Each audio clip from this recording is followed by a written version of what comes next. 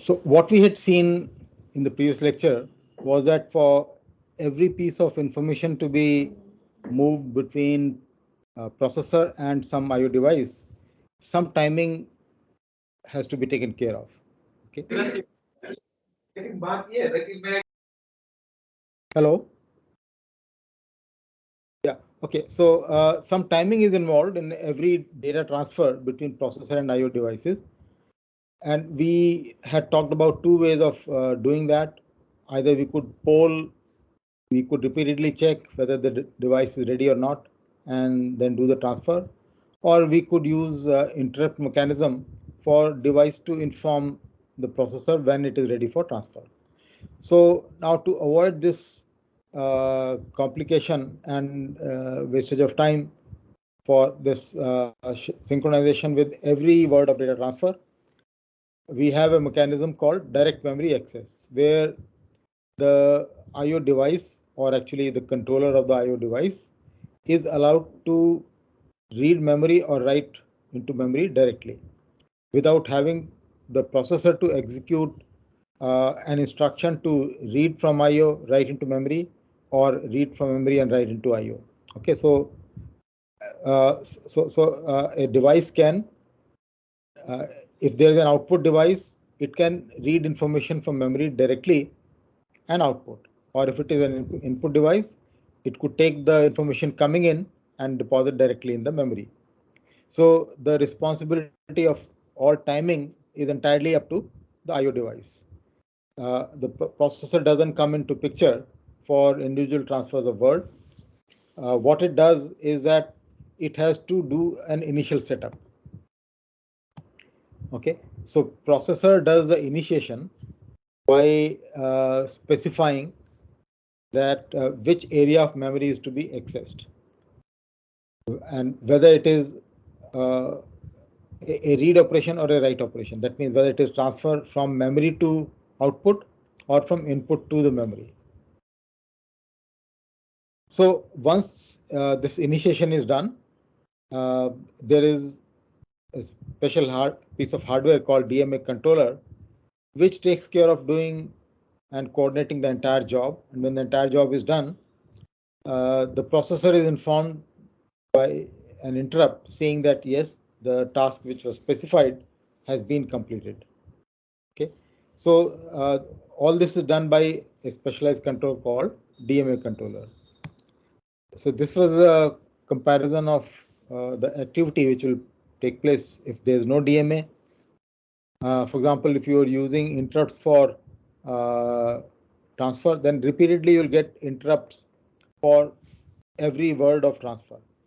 Okay, with DMA, the transfers take place in the background without involving processor, and interrupt happens only at the end. Okay, so there is an initial starting activity where you set up things, and setting up is done by actually telling the DMA that this is the starting address of memory, this is the number of bytes of words to be transferred, and this is the direction to be transferred. So typically a DMA controller would provide multiple channels, which means multiple IO controllers would be using the same DMA controller. And when processor does initiation, it would also specify that these address parameter and direction parameter which are being specified are for which channels. Okay, so this picture shows that the IO controller associated with various IO devices actually interact with DMA controller, and the role of processor is to initiate this DMA controller, and when the task is done, interrupt comes to processor, and processor knows that the data it wanted from an input device is there, or the data it wanted to send has gone out. Okay, so that is all which we had discussed. So I hope that is clear. Let me move to the next part.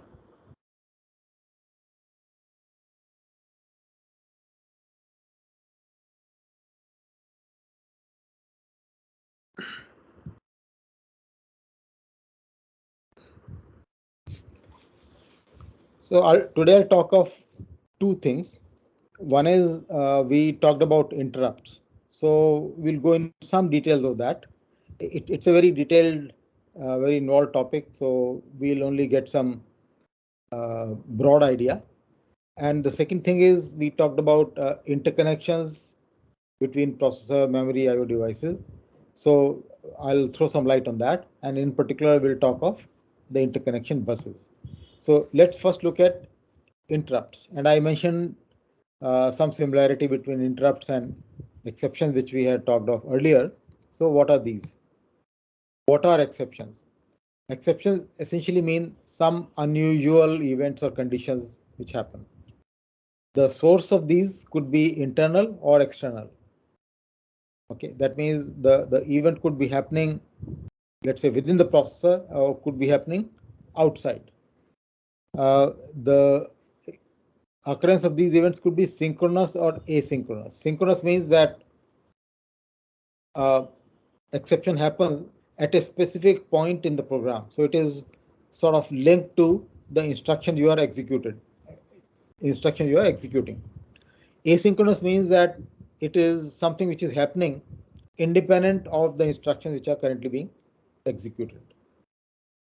And another way of looking at these could be exceptions could be intentional or unintentional. That means intentional indicates that something you want to happen, or it is desirable. Where unintentional means that something which actually you don't want to happen, but it still happens. In any of these cases, what is required is the change in flow of control. Okay, so flow of control means that there is some execution of instruction which is happening, and the response to these events is that something else starts getting executed, a different set of instruction, different sequence of instruction starts getting executed. So you require a mechanism to alter the control flow. And you also need to identify the event and give a response according to which event it is. So different events will require different response. Therefore, event identification is one of the things you require.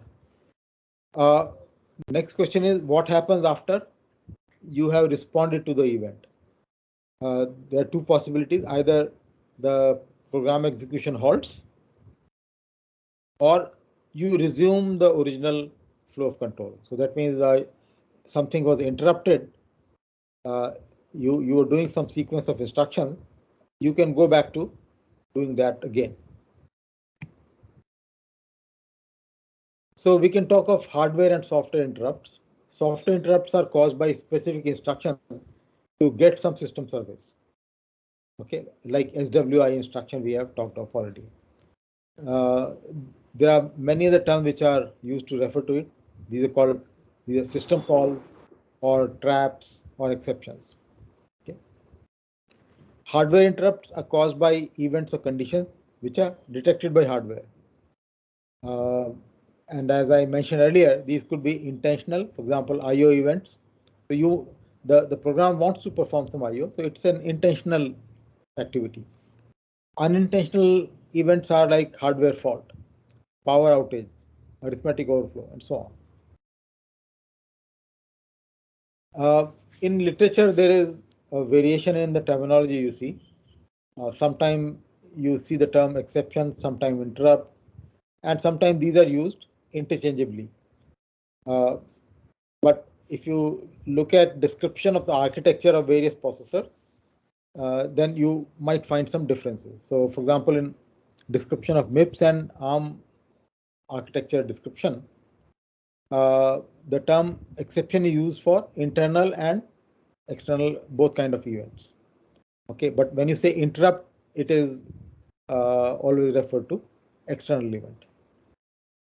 Intel literature uses the term interrupt for internal as well as external events. Okay. PowerPC differentiates between the event and the response to event. So the event is considered as exception, and response to that means a program getting abruptly interrupted is called interrupt. Okay, there is a change in flow of control, taking you out of what you were doing and getting back to that. So that is the interruption in the program. So the term interrupt is used for the change in flow of control. I've tried to tabulate the common examples of exceptions, also trying to show the classification we mentioned. So the first row lists some exceptions which are internal, and the bottom row talks of external exceptions.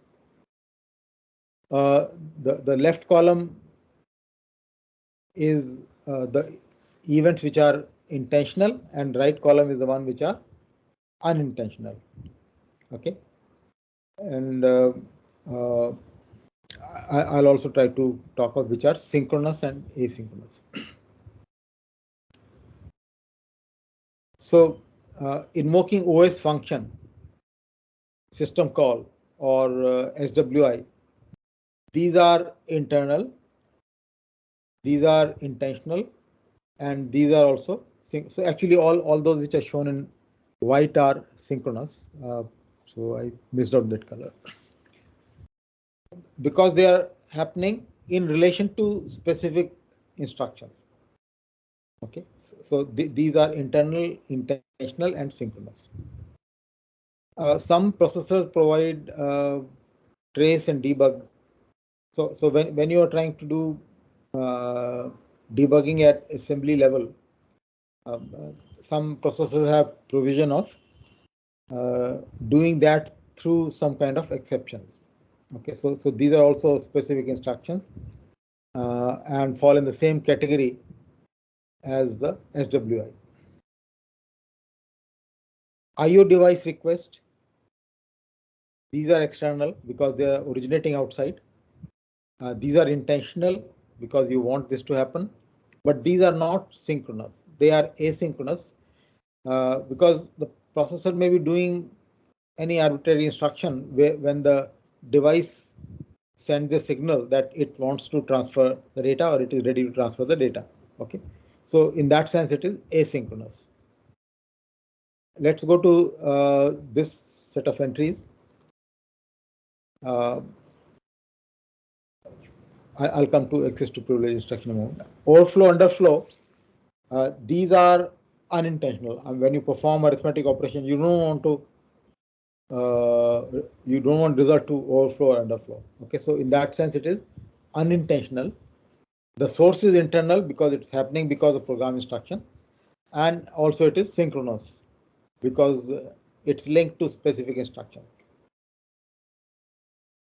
Suppose while executing program, the hardware finds some instruction which is undefined. Okay, so not all possible instruction codes have a valid definition. So some bit pattern in the instruction would make it appear as undefined instruction. Okay, so again, this may happen unintentionally. You will not intentionally like to execute code which does not make sense. Source is internal and it is tied to specific instruction, so it is synchronous.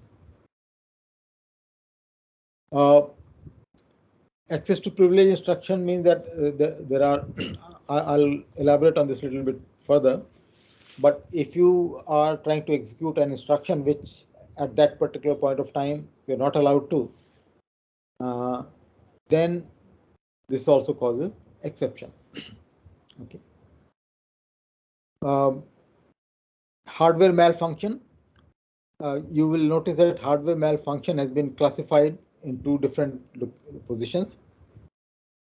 It could be internal or it could be external. So depends where the malfunction has occurred. Malfunction has occurred within the processor or in other subsystems. In any of these cases, an interrupt could be generated. Okay. Now you can see that the source is external or internal, and it is asynchronous in the sense that it is not tied to a specific instruction. So this this hardware malfunction could be detected at any point of time. Okay. Other Sir, example. what does underflow mean? What is Underflow.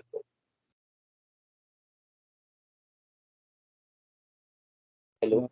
yeah, I'm not able to What hear. what does underflow mean? Underflow. Underflow. Okay. Oh yeah. Okay. I realize we have not talked about floating point operations. So when you're talking of integer arithmetic, then there is only overflow. Underflow refers to when you're working with fractions. Let us say you have two fractional numbers which are very close to each other, and you perform subtraction. The difference between the two is not zero, but it's smaller than the smallest fractional number you are in a position to represent. Okay, so I think let's leave it at that.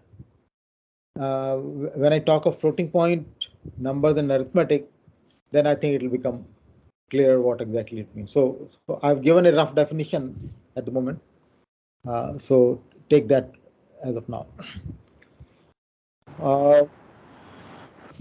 Then there are Sir? yeah. So won't internal hardware malfunctions be synchronous because they will only turn up when you execute an instruction? Not necessarily. So usually there are pieces of logic in different parts of the system which detect if everything is all right or not. So suppose there is this may detect. It's not driven by any instruction. It could independently detect malfunction in some piece of circuitry. Okay. Yeah. Um, I think this hardware malfunction would be asynchronous only if we assume that we consider that combinational circuits have finite time time to execute. Because what he's saying is that as soon uh, the malfunction should be triggered by some instruction only, either directly or indirectly. So uh, as soon as an instruction comes up, uh, the combinational logic would get executed and it would instantaneously generate the malfunction. But if we consider that the combinational part would take some time to execute and generate the malfunction at some point in the middle of the cycle, then I think this could hold. uh, no, not quite so actually. There may be some self-testing circuitry which works independent of instruction execution. Okay, so it could be working in parallel, right? So the processor is doing instruction execution, but the circuitry may test some part of the circuit, some part of the system, and find that there is a fault. So you also have sometimes the testing is done by specific sequences of instruction also. Okay, self-test programs are also there. Self-test hardware is also there.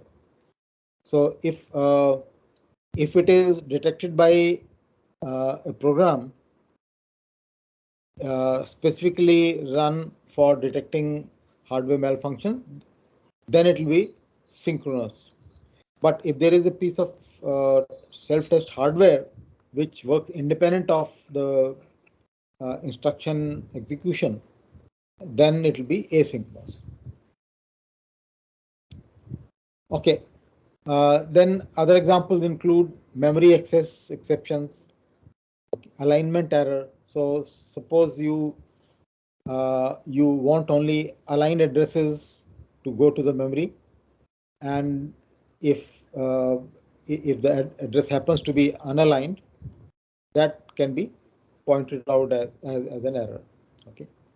Uh, timeouts. So we'll talk about buses. So buses have certain protocols. So for example, when processor sends an address on a bus and it expects response from, say, memory within a certain time, if that doesn't happen, then there is a timeout error. Okay. Power failure or detection of hardware malfunction in some part which is outside the main processor. So these are various examples.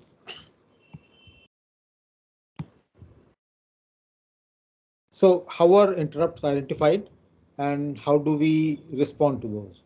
Software interrupts are identified during instruction decoding. So that is SWI instruction. You decode instruction, you know that it is SWI.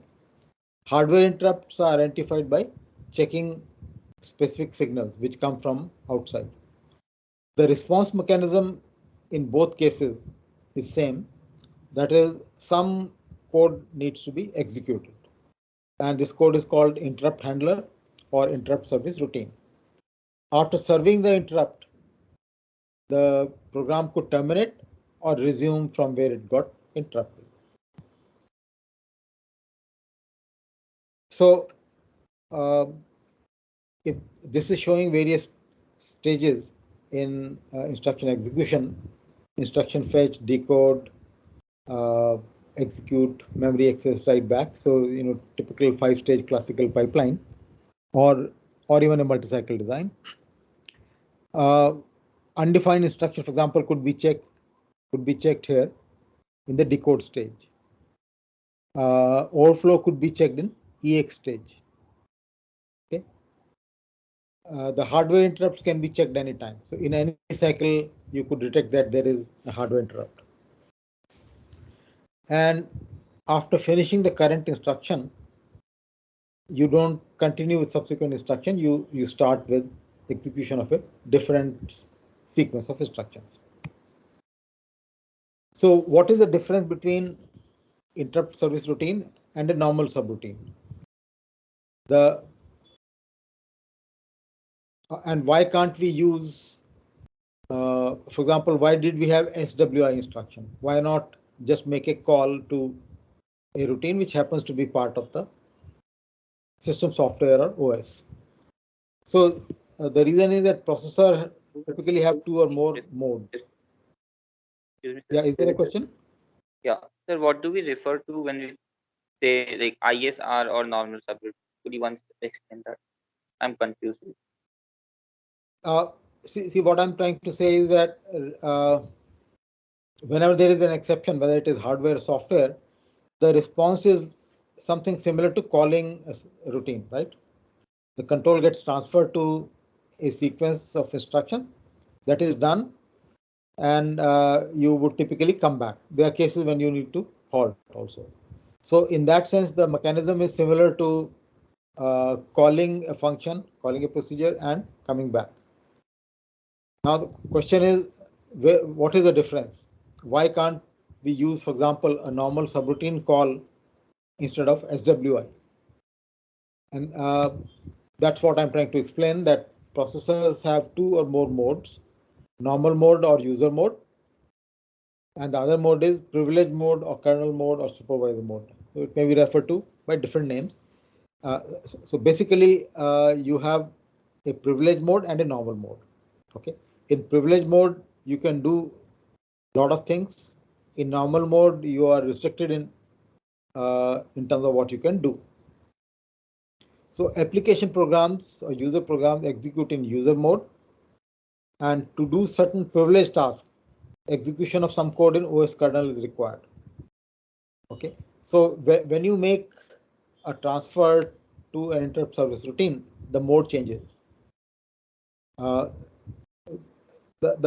Suppose you are trying to do some input output. Okay, the IO addresses will not be accessible to a normal user program. You can perform input output only in privilege mode, and so therefore you can't have simply a subroutine call to perform the IO. Okay, you need to switch mode you need to go to the privilege mode so that you can do those privileged tasks which are not doable in the normal user mode. So there are many other things which you can do in privilege mode. For example, we talked about virtual memory, and virtual memory is providing some kind of protection by giving a constrained virtual space to every user. You can't tamper with the page table through which you access virtual memory. So once OS sets up a page table for a user, it defines which areas of memory can be accessed and which cannot be accessed. Yeah, so there was a question. So what is the kernel? Kernel is you see the core part of the operating system. Okay, you could say some central part or basic part of the operating system. Operating system has many components. So kernel refers to one which is the core of it. Okay.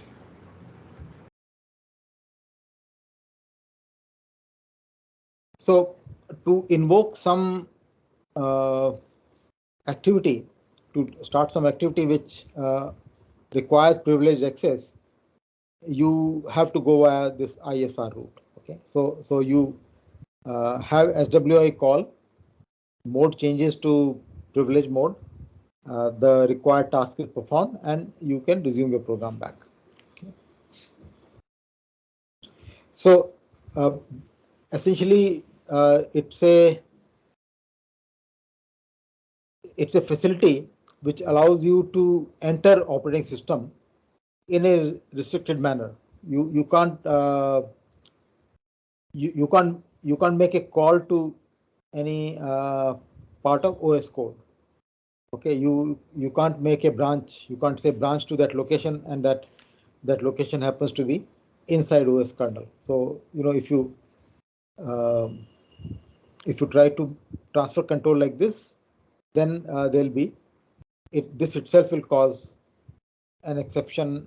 It will be considered as an error, and it would accordingly will be handled. So ISR executes in privilege mode, provides control access to the kernel function.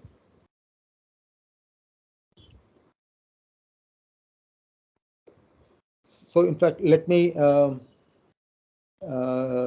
give you a similarity. So some I don't know, you may not have seen that, but there are some buildings which have high security. Okay, suppose you go to maybe Defense Ministry office or some office which has a high level of security. Then you go to the reception. You will be escorted and taken to the person whom you want to meet, and you will be brought back. So you can't be left to wander around in that building. So you are provided a controlled access to something specific which you want, and so you are taken to some code, as happening in case of ISR execution. That code is done and you are back. So you can't deviate from there. So I'm graphically showing the flow of control here. Suppose you have the horizontal axis representing time and execution of instruction. So if there were no interrupts, suppose you're proceeding with sequence of instructions as shown by this green bar. Suppose at some point you get an exception or interrupt, the control gets transferred and you start executing instruction as shown by blue bar. Suppose this interrupt was such that after ISR you need to halt. So then at this point execution halts. Other alternative is that you do this activity shown by blue bar and then come back and resume. So this is interrupt and resume case. Now there are many sources of interrupt or exceptions, and there are different interrupt service routines. So one possibility is that the control gets transferred directly to the appropriate ISR. Okay, if that happens, this is considered as vectored interrupt. So control will get transferred to this bar or this bar or this bar. I mean, these are representing different interrupt service routine. The other approach is that control gets transferred to a common point that is called non-vector interrupt. And the first thing you do there is identify the event which caused this interrupt. Once you identify the event, then you make a branch to the appropriate interrupt service routine. So this identification of interrupt source is done by the software. Okay. So the source of interrupt will provide its identification, which can be read by some instruction here, and then you can make a branch. So clearly you can see that the first approach would need certain hardware support to be able to transfer control to different locations, but it is faster in the sense that you don't spend this time in software identifying the source of interrupt. In actual practice, you may have a mixture of these two approaches, right? So at the first level, you may branch out to one of the many possible ISRs, but some ISRs may be common for multiple events, and therefore at the second level you may have to identify the specific event in a group of events which needs to be responded to. You could have nested interrupts. What it means is that, let us say at this point there was an interrupt, you transferred control to something else, but then another one comes. Okay, another interrupt comes and you get diverted to another interrupt service routine. So you finish that, come back to this service routine, finish that, and then you come back to the main program. So I've just shown two levels, but there could be multiple levels of interrupts. So generally, processor would allow certain control over this. Okay. So do you want an interrupt service routine to be interrupted or not interrupted? So they could be, the user could exercise some control over that. Okay. Typically, you would look at which interrupts are higher priority, which are lower priority. So you may allow a lower priority interrupt service routine to be interrupted by a higher priority interrupt, not vice versa. Some specific information about the exceptions which are there in ARM processors. The first column is the exception type. Okay, the last column is the address of the interrupt service routine. So you can see that these addresses are just 4 bytes apart. So that means there is only you can't fit interrupt service routine within 4 bytes. Okay, so you can just get one instruction. So typically what you do is that at these addresses you place a branch instruction which takes you to some area where there is actual interrupt service routine. So what the hardware does is, depending upon which exception comes, the control is transferred immediately to one of these. So in that sense, this is vectored. But then from here you can branch out to some more free area where you can have a sequence of arbitrary sequence of instructions. As I mentioned earlier, that you have 2 or more modes, user mode and supervisor mode. So you have multiple modes in ARM, okay, which you can see in the second column. So there is normal user mode, but when exception comes, you switch to one of these privilege modes, supervisor mode or abort mode or IRQ mode and so on. There is some difference in these. All these are privilege mode, but there is some difference which I'll elaborate in a moment. Let's understand what these exceptions are. Reset is essentially to get processor started. So like in the design you're doing in the lab, when you do reset, program counter becomes 0 and execution starts from that point onwards. So something like that is happening here. Uh, this when an external signal called reset is sent, the execution starts from address 0 onwards. Okay, but the first instruction has to be a branch so that you don't mess up with the starting addresses of other exceptions. Undefined instruction is clear. This is, third one is SWI. Uh, Prefetch abort and data abort comes when there is error in trying to fetch an instruction or fetch some data.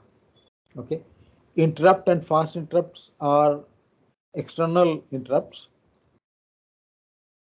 Okay, so there are two levels provided here: interrupt and fast interrupt. Fast interrupt is a somewhat higher priority interrupt uh, where you need to respond much faster.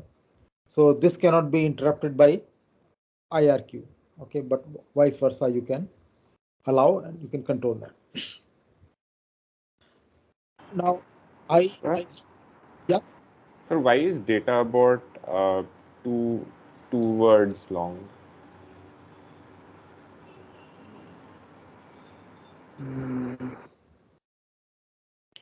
I don't know. Yeah, you can see that there is a gap of 8 bytes. Uh, Honestly, I don't know. So maybe for some reason it was, or maybe there was a thought of having one more level here, which was abandoned.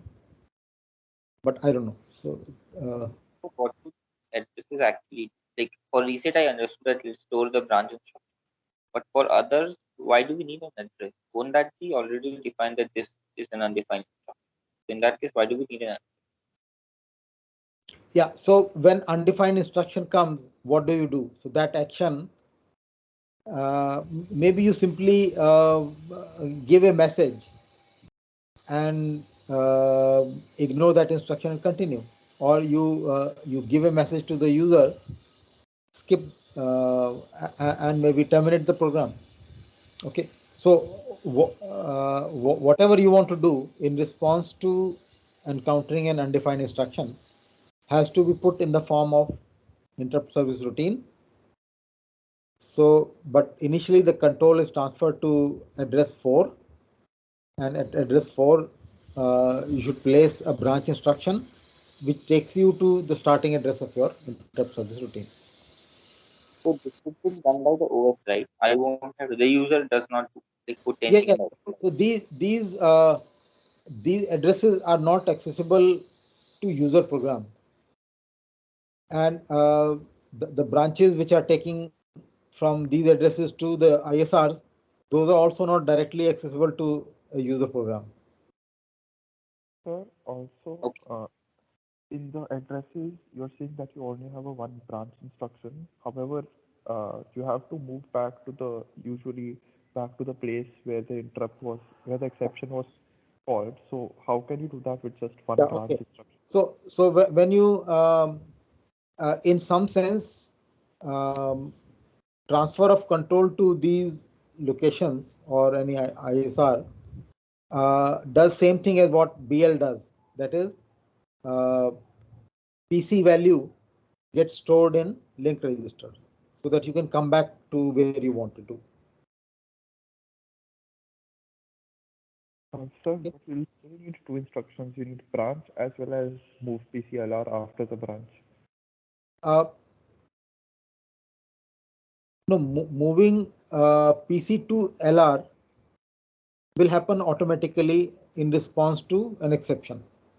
So two things are like when you make a call, uh, PC gets a new value where you are trying to go, and the address where you want to come back is stored in LR. Okay, so when interrupt is occurring, uh, the address where the address which you put in PC is known. So one of these addresses will be put into PC, and the value of PC gets stored in the link register. Yes, sir, but after the branch instruction at the exception is called, you Yeah. need to move back to the LR thing. Yeah. So when will that be? Like after the branch instruction Yeah. is called? At the end of your interrupt service routine, you will transfer the address from LR to PC, and you're Okay, back to where you so came it's from. within the ISR only, not here. Yeah, it is in ISR only, at the end of ISR. So from ISR, you're not coming back to these points. So this is peculiar for ARM processor. There are processors where these addresses are much more spaced. Okay, here they are spaced typically by 4 bytes, or in one place 8 bytes. These addresses could be much more spaced in some other processors. But still, that spacing may not be enough to accommodate entire interrupt service routine. So you could execute some code immediately, but then you have to branch out for a long ISR.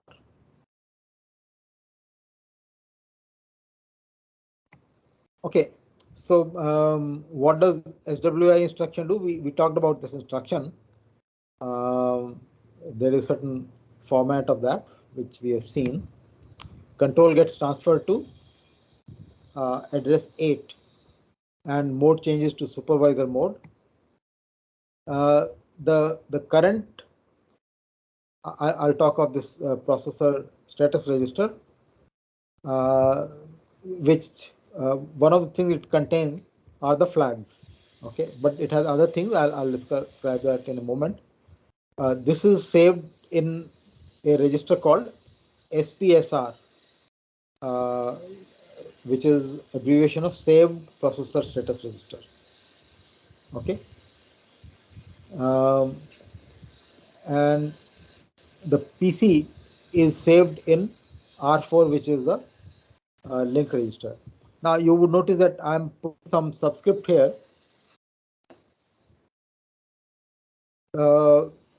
which is uh, uh, basically indicating that there are multiple SPSR registers and multiple R14 registers. Okay, so I'll come to that in a moment. The comment field here may specify a particular service or function you want to execute. So same SWI instruction is used, but what action you want to be carried out will be specified by this comment field.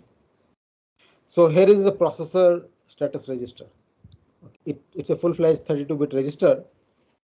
Some bits are not used. RES indicates that. RES is, I'm using this as a short of reserved.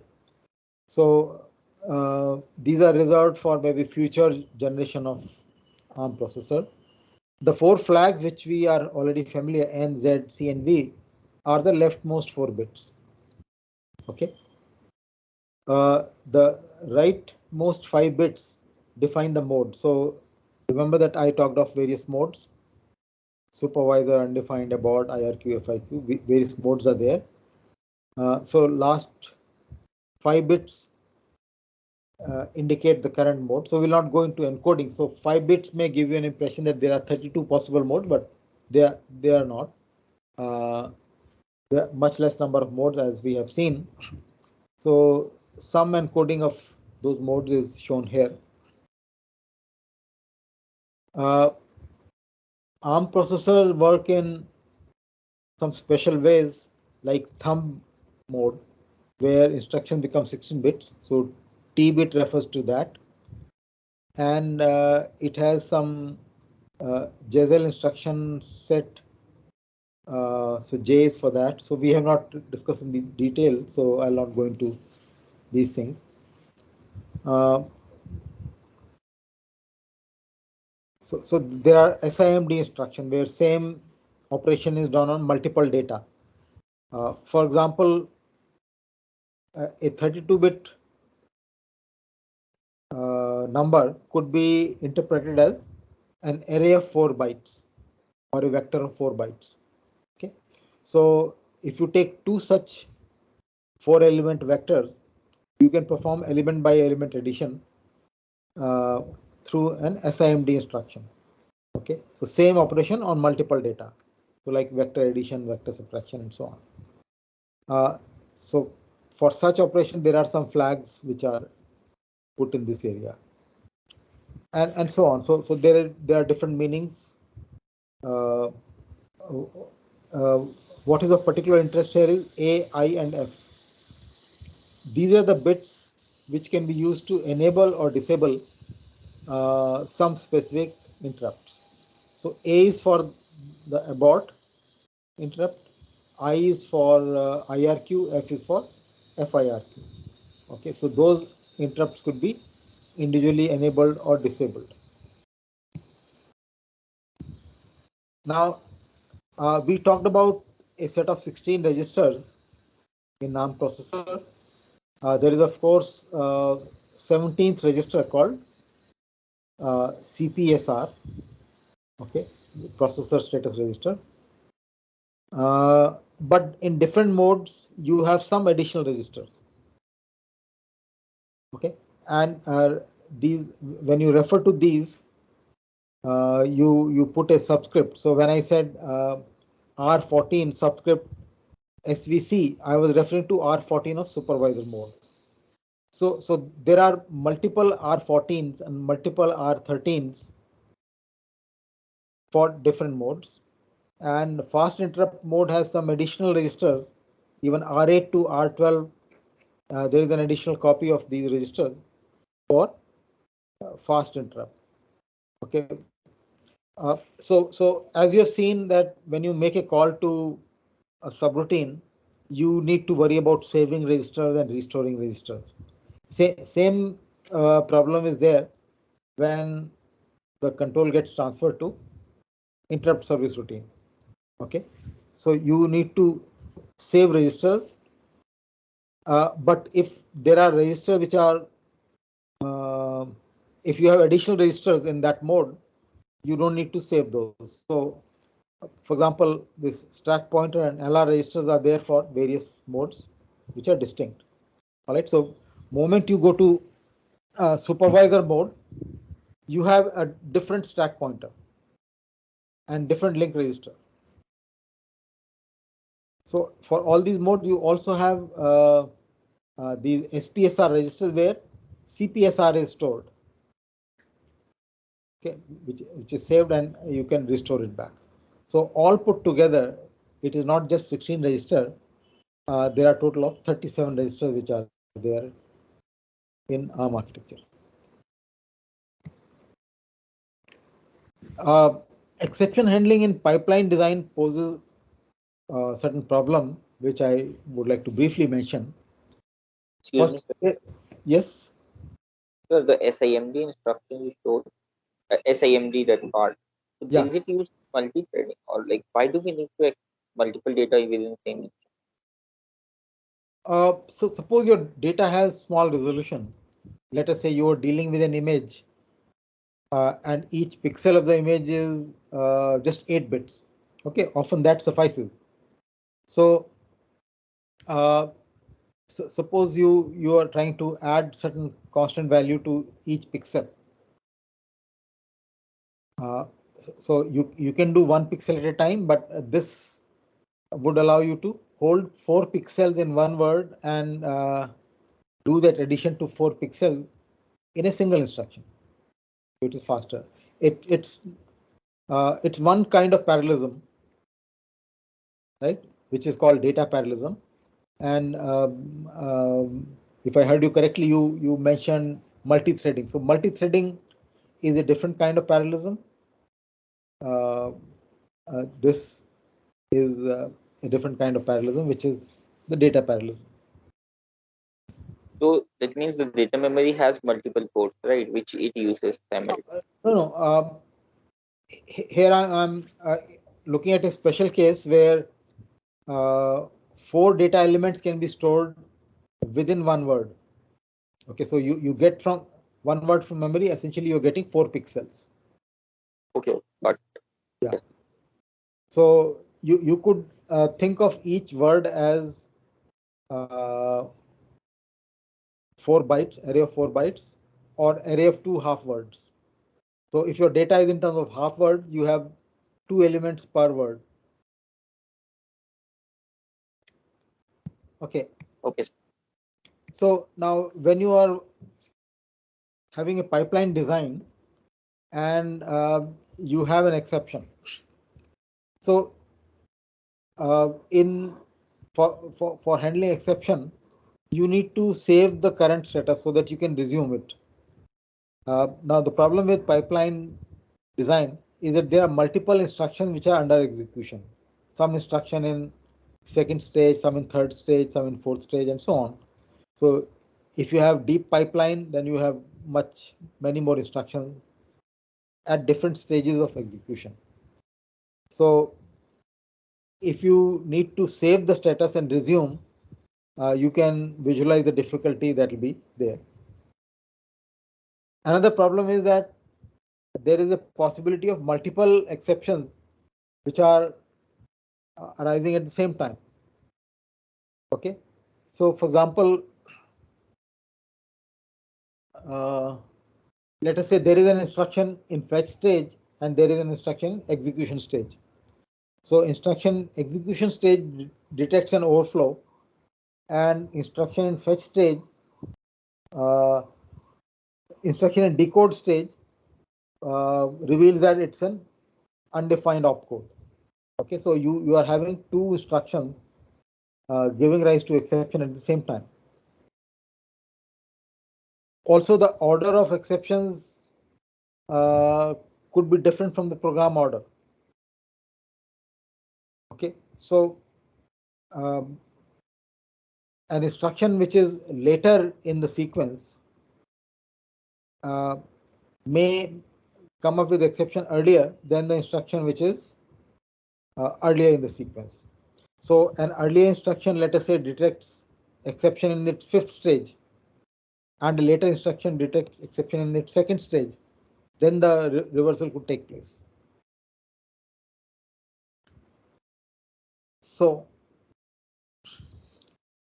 there are 2 ways of handling exception pipeline arise. One is called precise exception handling, another is imprecise exception handling.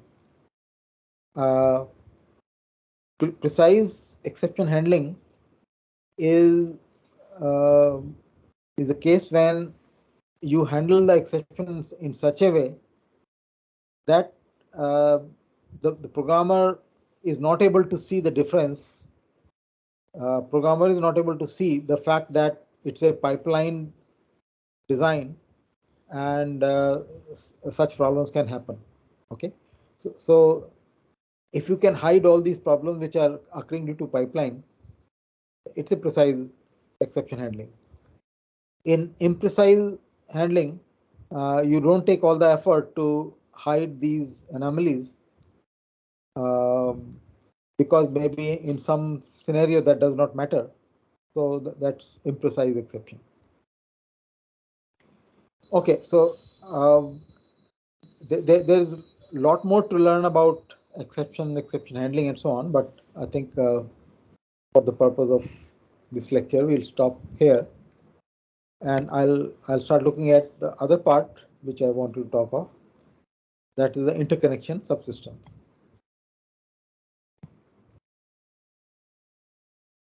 So in general, what I said earlier was that there is some way you can interconnect processor, memory, and various IO devices and controllers. So I've just shown something in the middle which is called interconnection, but this interconnection could take various forms. Okay, there could be point-to-point connections. That is, each IO controller is able to talk on a separate set of wires with memory and with the processor. So when I say processor, the cache actually goes with that. So when cache is present, processor doesn't directly talk to IO and memory. So I'm showing the connections through cache. So there are many connections so that each IO controller can independently communicate with processor or memory. The other extreme is that there is the same set of wires which connects everything. Okay, same wires run through processor, memory, and each of the IO controllers. And on this set of wires or communication link, you have control information, data information, address information. All those are going to. So every subsystem sees the same activity happening in the system. A third possibility is like a crossbar. Crossbar is like a telephone exchange. That is all connections are routed through this box, which has the ability to establish a connection.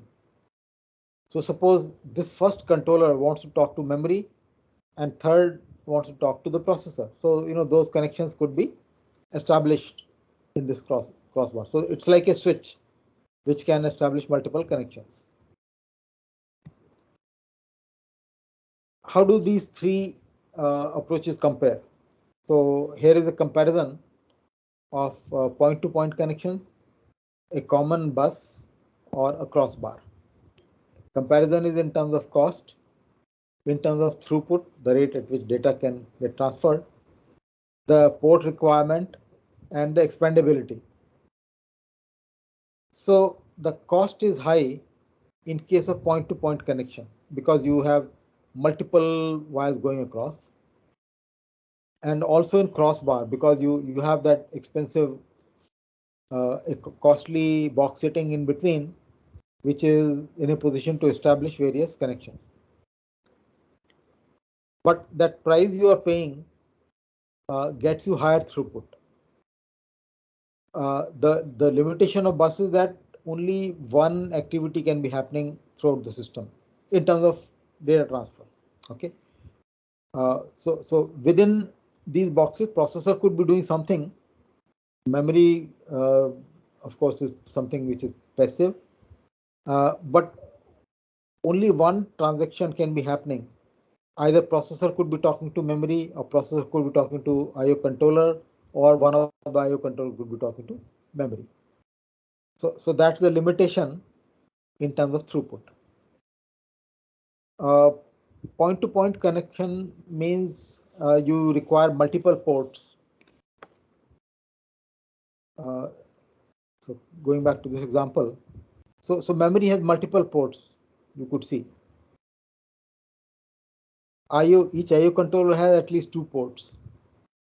Okay, processor cache combination also has multiple ports. But here you have everyone has a single port. Here also everyone has a single port. Expandability is easy for a bus architecture. So it's a common set of wires. At some point of time, it may be connecting n subsystem. You want to add n plus 1th, so you can simply hook on the next one on the same set of wires. But these point-to-point and crossbar have somewhat fixed designs. Okay, in point-to-point approach, if you want to add, let's say, one more IO controller, then you need to add a port to memory. You need to add port to the processor. Crossbar would again be with certain number of ports, and if you need to expand, you need to redesign that with additional ports. So now between these extremes, you could have some variants. For example, instead of everything connecting to a single bus, you could have multiple buses. Okay, so one bus connects a few subsystems, another bus connects another subset of subsystems, and these buses could also be connected among themselves. So that way you can improve performance to some extent. Of course, there'll be added cost. In case of crossbar, you can, instead of having one switch which is connecting everything to everything, you could have a group of smaller switches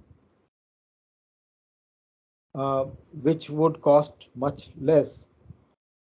Okay. So the cost could be lowered. The performance may not necessarily be exactly same. It could be slightly lowered because sometimes the data may have to travel through multiple smaller switches instead of going through one big switch. Some buses are called buses themselves could be classified. So you have concept of what is called a backplane bus, which comes from the physical arrangement which used to be common in the system. You don't see that prevalent now, but here you see a box where you have at the back there are some connectors. In these connectors you can plug in some boards. For example, on the left side you can see that this circuit is plugged into one connector, the one at the top on the left is connected to another. So in each of these connectors or slots you can plug in some subsystem. So this what is at the back is that there are wires running across throughout these connectors. So that is called the backplane, okay, which is connecting. So that's the backplane bus which is connecting all the subsystem which plug into these connectors.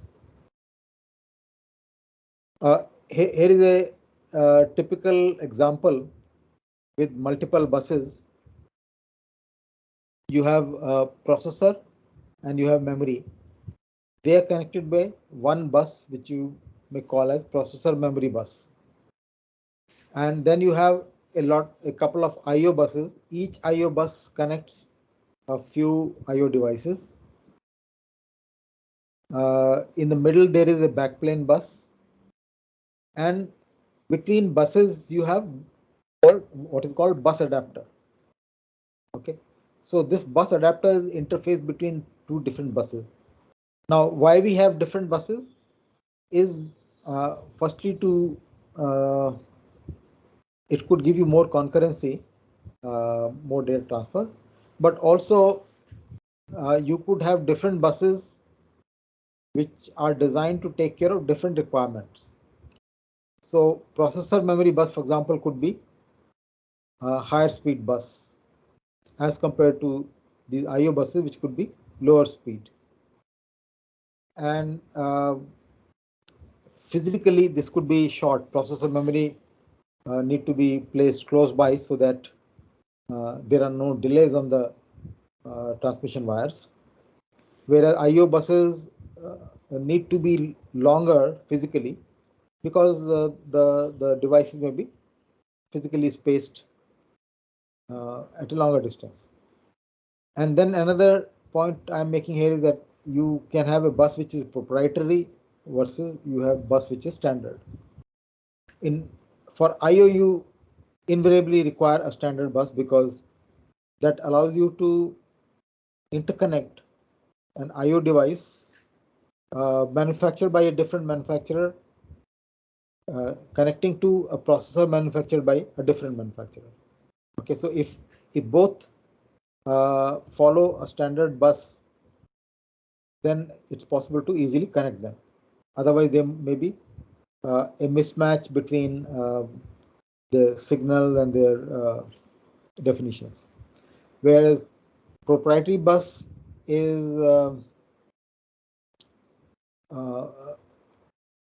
something which does not follow a standard. So standard means that you have a definition which can be followed by multiple manufacturers. Okay, proprietary means something which is specific to a particular company or a manufacturer.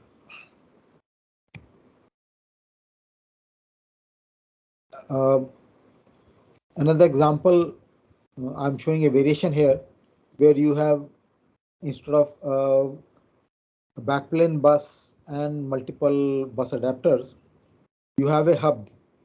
Hub is something which connects to multiple buses. Okay, so you have this box which is connected to PM bus as well as two IO buses. So coming to the bus standard, what does a standard mean?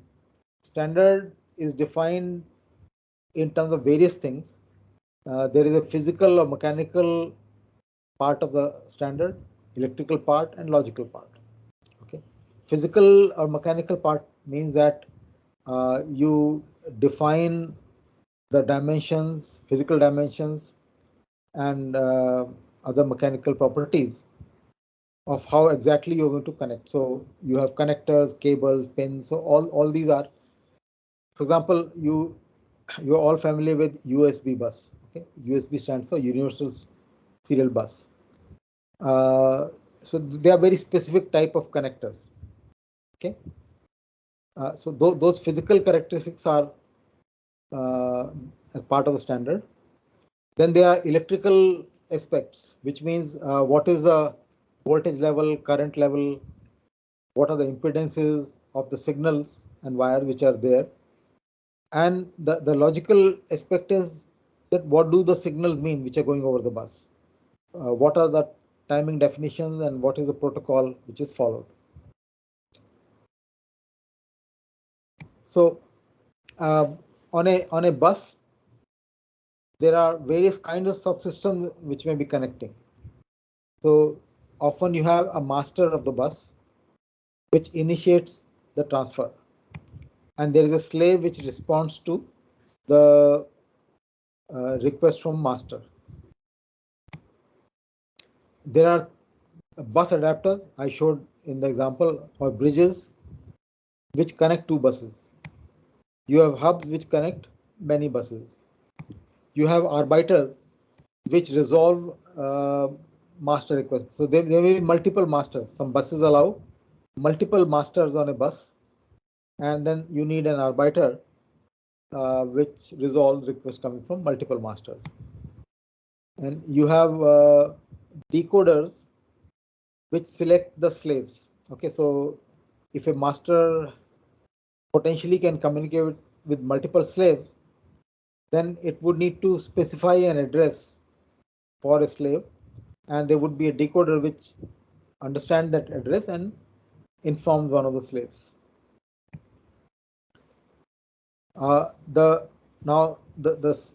buses contain information coming from multiple sources. So since you have same wires going to multiple subsystems, so whenever you have information or data coming from multiple subsystems on the same wires, you need some arrangement. It could be a tri-state logic based arrangement or a multiplexer based.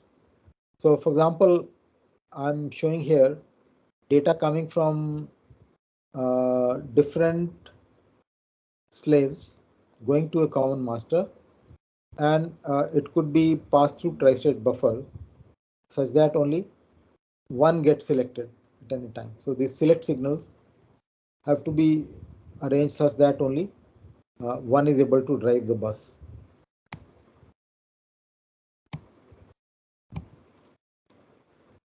So these select signals would come from address decoder typically. Alternatively, you could have a multiplexer making the selection, and again address coming from master would be used to select one of the inputs coming from the slaves. Let me talk of some details of a specific example. I'll talk of AMBA bus, which stands for Advanced Microcontroller Bus Architecture. It's a bus commonly used with ARM processors. So it's an ARM open standard. Open standard means that it is a standard not only used by ARM, but other companies can also follow the standard to be able to connect to ARM devices. So this is a bus which is meant for interconnecting multiple subsystems within a chip. Okay, it's standard for on-chip bus. So within one chip also, different components could come from different sources. So you could take design of ARM processor from ARM. You could take some IO controller from another designer, another source. You could take uh, another controller from another source, and you can put these together on the chip. Okay, the chip could be manufactured by yet another company. So this is for system on chip designs, and within AMBA you have certain variants which take care of different requirements. AHB stands for Advanced High Speed Bus, APB Advanced Peripheral Bus, AXI is Advanced Extensible Interface, AHB Lite is a variant of AHB which is leaves out certain feature of AHB, and some signals are dropped out, so it's a simpler version of AHB. So let's look at AHB Lite. AHB Lite allows only single master, whereas AHB in general allows multiple masters. There could be multiple slaves, of course, in any cases. It's a parallel bus. We have serial buses also. For example, I mentioned a few minutes back, USB is a serial bus. That means one bit is transferred at a time. Parallel bus means that you have multiple bits. It could be 8-bit wide, 16-bit wide, 32-bit wide, and so on. So many bits are transferred in parallel. It uses multiplexing, not tri-state. There are buses which use tri-state approach.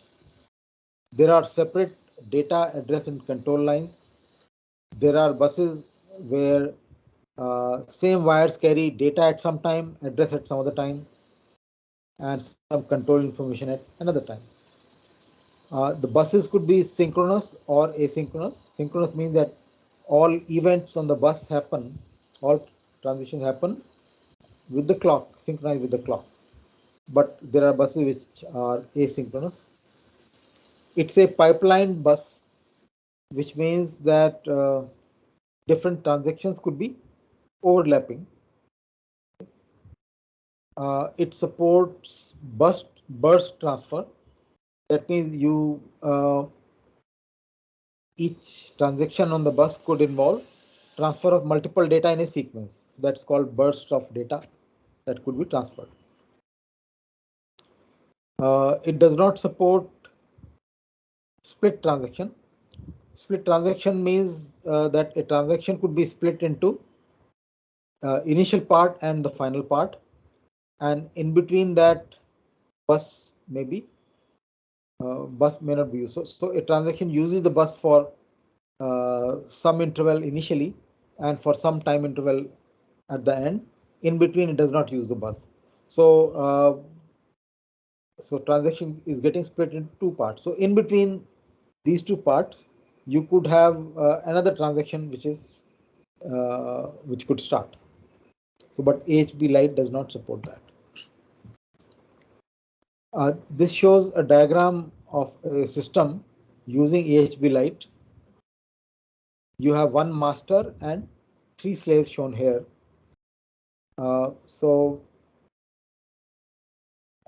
You can see that various signals have some standard names.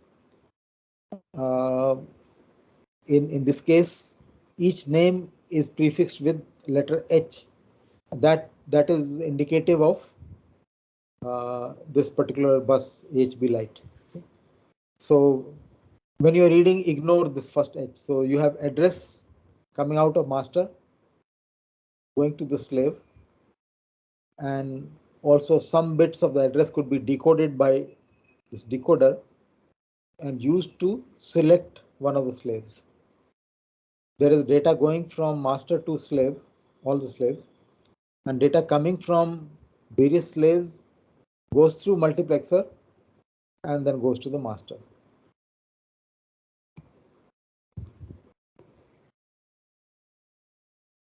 So master has a reset input, clock input, data input, data output, address output, and it also has a control signal which is going out, which is called write signal. This indicates that the master wants to write to some particular address. Okay. If this is 0, then it means that master wants to read. So this distinguishes between read activity and write activity. This shows the signals connecting to a slave. So we are not showing all the signals as qualified here. So you have reset and clock coming to all slaves also. There is data input, data output. Address is an input here. Write signal is also input. Apart from that, there is a select signal coming in. So recall that here we had decoder generating multiple select signals, select 1, select 2, select 3, etc. So I'm showing select X here coming to this slave. So different slaves will get different select signals.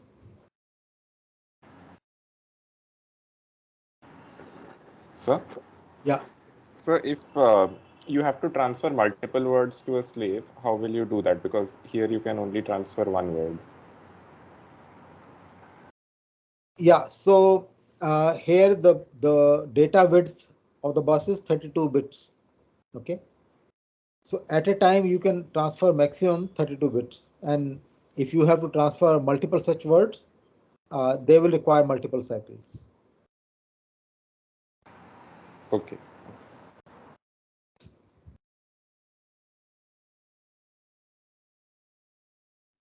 So this shows some additional signals coming out from master. I think I'm running out of time. So I think let me stop at this point. So the basic signals are shown here. There are some more signals which we will talk of. They give much more information about what exactly a master is trying to do and what it expects from the slave. So let me stop here.